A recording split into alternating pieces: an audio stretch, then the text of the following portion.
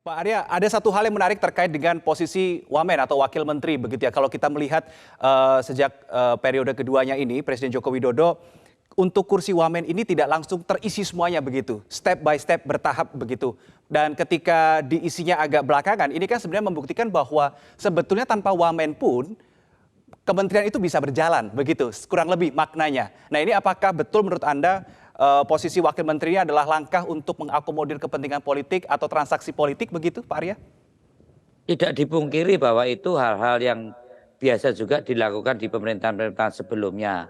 Tapi substansi Wamen kan skup kerja, tugas yang demikian luas, terutama di program-program prioritas pemerintah di era Pak Jokowi, tidak cukup hanya dipegang satu menteri, tapi Wamen. Wamen ini memegang kendali dalam hal yang terkait dengan tugas teknis birokratif, tapi menterinya lebih pada program-program prioritas yang itu menjadi target prioritas pemerintah.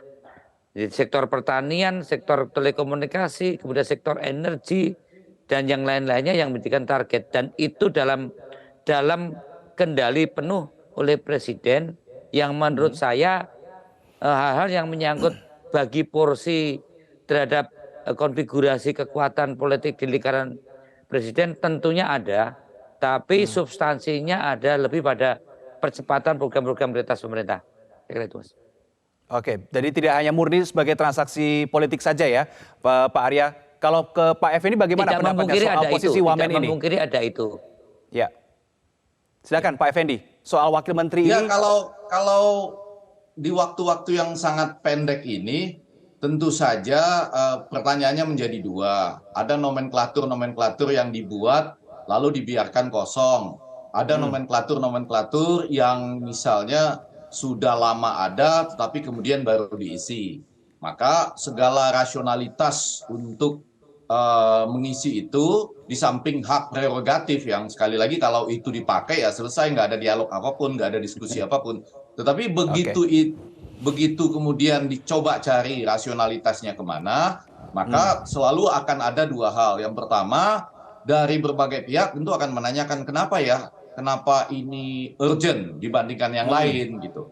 Dan kemudian kalaupun ini urgent, berapa lama mereka ini bisa bekerja untuk memenuhi harapan apa. Jadi itu bagian itu kan time will tell, waktu nanti yang akan menentukan.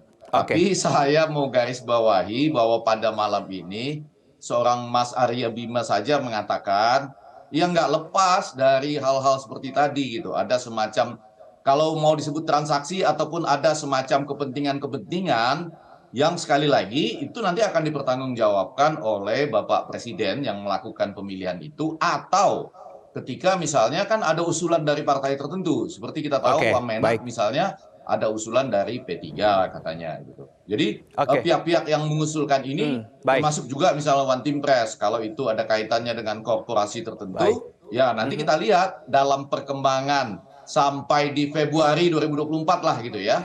Apakah korporasi itu memainkan peranan penting atau di IKN atau di mana gitu kan, semuanya nanti bisa kita lihat bersama. Baik, kita nantikan yang mana yang lebih aroma mana yang lebih muncul dari hasil reshuffle ini di hasil kerjanya, apakah aroma politis atau aroma teknokrasi begitu ya. Terima kasih politikus senior PDI Perjuangan Arya Bima dan Effendi Ghazali, pengamat politik sudah berbagi sudut pandang pada kami malam hari ini. Selamat malam.